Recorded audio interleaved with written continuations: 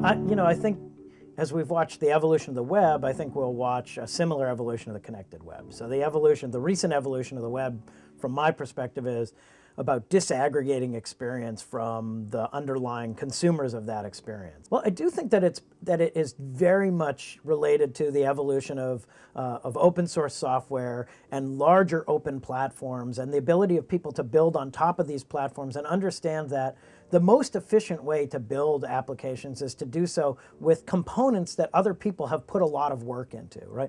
At the very, very early days of the web, you might spend the time designing your own database, designing your own router, designing your own, application server, those sorts of things. And then over time, it became very clear that that was unbelievably inefficient.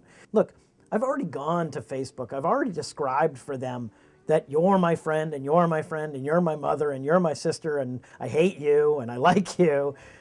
Why would you do that again if you've done it once? So now we build applications that say, okay, we're aware that that's a piece of functionality everybody should have. What is the way that that's exposed to our application that brings value to the application, but also brings value to the owner of that namespace? And so I think it's the evolution of the development kind of a whole way of thinking about how you develop applications and platforms that has changed, this evolution that's taken place over the last decade, where we've landed now in this modular world of I'm not going to build every piece, I'm going to leverage what other people have done. The iPhone platform is just the first example of this ability to create applications that live on top of a platform and are disaggregated from the platform itself. It was, for the longest time, you couldn't get something on the phone unless it was approved by the phone company and improved and included. In the same way that you couldn't create an application to live in someone's website unless it was part of that website, right? So suddenly now you create an application that's approved for the iPhone platform and you say, oh yeah, I wish I had that functionality on my phone. Click, done. Hey, I wish I had that functionality on my social network. Click, you have that functionality. So this disaggregation of the application from the actual underlying experience or website or phone, it's going to happen. It's happened with iPhone. It's going to happen with Android. I assume it's going to happen with all of these mobile platforms because it has to. How hard is it to say, okay, now I know everyone you're in a soccer group with, everyone you share photos with, everyone who's emailed you in the last month? I mean, that's an immense amount of data. So do I think it gives a huge advantage to the big guys who've gathered lots of data? Absolutely.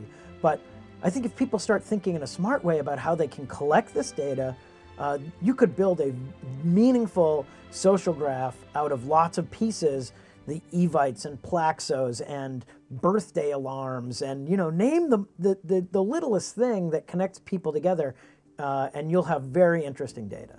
And, Facebook has access to all of your data and can leverage all your data. The applications are allowed to sort of leverage your data, and they control that in certain ways. In the best of all possible worlds, that data is allowed to be shared freely, and then applications can talk between and among themselves in ways that will be much more meaningful. But right now the paradigm is, I will allow you to work on my platform and I will share with you the data that's required for your application to work, but it may not be saved, it may not be reutilized, and it may not be shared with anything else. And therefore, it sort of hamstrings applications communicating and interacting together if it's not a single experience. So I think it'll be worked out over time, but we're not there yet. And I just think that's the beginning. I think that people will understand that over time they can use these platforms for much bigger, much more meaningful, much more interesting applications. And I don't know that there are any particular people who are better positioned to leverage that. I actually think that it's going to be the same as ever, which is smart people with expertise in a particular area who say, I think this area can be better exercised by building an application that lives on Facebook and MySpace and the iPhone, etc.